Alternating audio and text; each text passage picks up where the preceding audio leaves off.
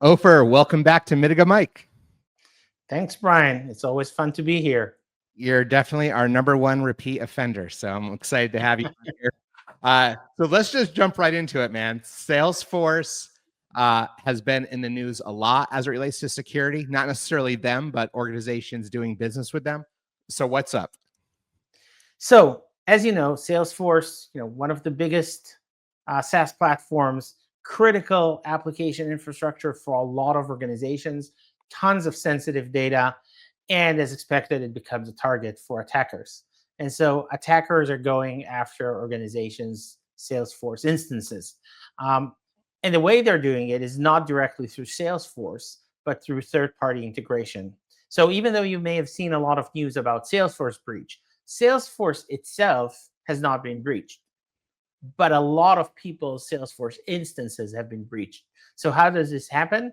The attackers breach a third party, an app that has integration. That integration normally goes through what is called an OAuth token. It's a token that allows this application to integrate into your Salesforce with the permissions that you gave it. Ideally, least privilege. Realistically, a lot of times can read anything in your Salesforce. And then once this gets compromised, I can read all your Salesforce essentially, right? So the biggest one was Salesloft Drift. They were huge, tons of Salesforce instances.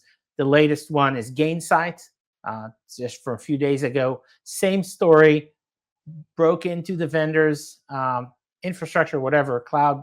We don't know exactly how they get in, but they get to the repository of OAuth tokens and then use them to break into everybody's instances. And, I've been hearing in the field so much more about not just third-party risk, but fourth and fifth ... risk with all these integration. And again, and you've said this so many times, the power of the cloud is this vast integrated ecosystem. And the weakness of the cloud is this vast integrated ecosystem that you have zero control over. And in some cases, you don't even know that other thing is plugged in. So prudence dictates that we're going to see more of this, and not just tied to Salesforce, of course, but other major SaaS apps. Yeah, and you can imagine that some of these organizations that got breached maybe had secrets to their own infrastructure there, which was used to leverage them to do the next wave of attacks against their customers and their plugins and so on and so forth. Yeah. All the tokens, all the passwords, et cetera, that are in there that can be leveraged for sure. Well, let's double click on Salesforce a little bit, because I know Salesforce has Salesforce Shield, which provides some level of security, and I also think some compliance capabilities. But what is it and what isn't Shield? And is there, if organizations have it, can they just say, okay, I'm good to go, or are there other steps that need to be taken? Well, I would say good to go. Realistically, Shield didn't stop the Salesloft Drift and a lot of the other attacks we've seen. So Salesforce Shield is a security and compliance package. It's made out of a few components. The big three components are event monitoring, encryption, and field audit trail. So event monitoring is the feature that allows you to get logs in a reasonable time. So if you don't pay for event monitoring, either with or without Shield, you get logs once per day. I know it's pretty bad, but it's not uncommon, right? Even though which, depending on what time of day the log happens, that could be actually a 48-hour window potentially. Right. Yes. So it's up to 48-hour delay, and it's not even guaranteed that these times will be completely adhered to. So I don't want to go into all the details, but logging is very complicated in cloud environments. And so we see that not just in Salesforce, in a lot of other environments. So without event monitoring, you get logs once a day. With event monitoring, that's part of Shield, you get the once an hour. And you also get an additional feed that's called real-time event monitoring, which has some threat detection in some of the events that come in stream. So it's very... it's a big requirement to be able to detect attackers on Salesforce. And Salesforce do include some threat detection capabilities as part of event monitoring, but it's not very detailed. And then the other packages, again, encryption lets you do granular encryption on your data. And field audit trail, it's more on compliance, lets you keep a history of every field change that people did. So you can see, if somebody changed a contact or a purchase order detail, whatever. So in the terms of detecting attacks, the event monitoring, which is a big part of Shield, obviously, is where we're looking at. And in all honesty, you kind of have to have event monitoring to be able to detect threats in Salesforce, but it's not enough on its own. It just gives you the logs so that you can do something with it.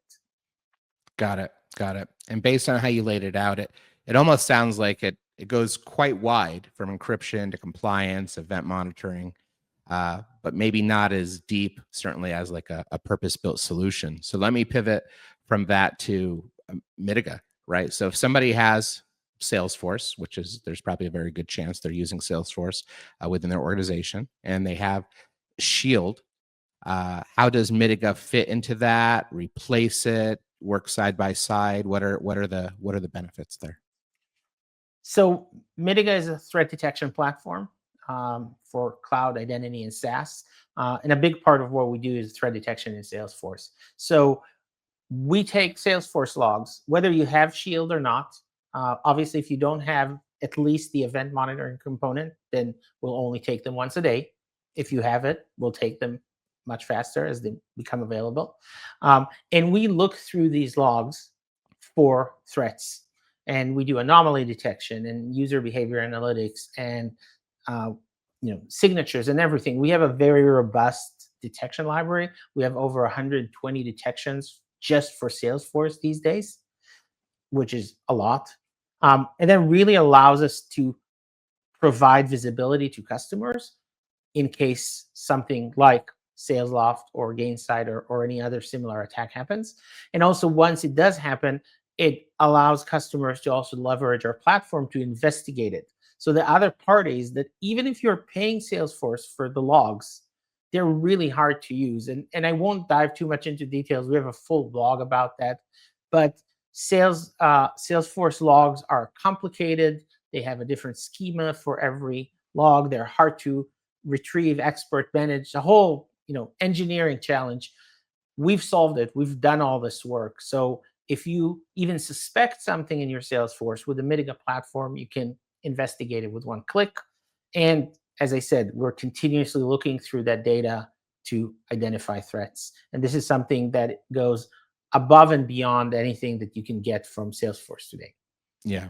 And I know that today's conversation was on Salesforce, and we'll wrap it up there. But of course, a great number of our customers have Salesforce, but they also have a ton of other SaaS applications, identity management, multiple cloud infrastructures. And within Mitiga, of course, we take all of that into consideration, as well as you can just be laser focused on Salesforce.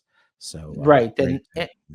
And we're expecting, obviously, Salesforce breaches of this sort to continue for the next at least 12 to 24 months, because once attackers see that something works, they're doing more of it, and other attackers join it.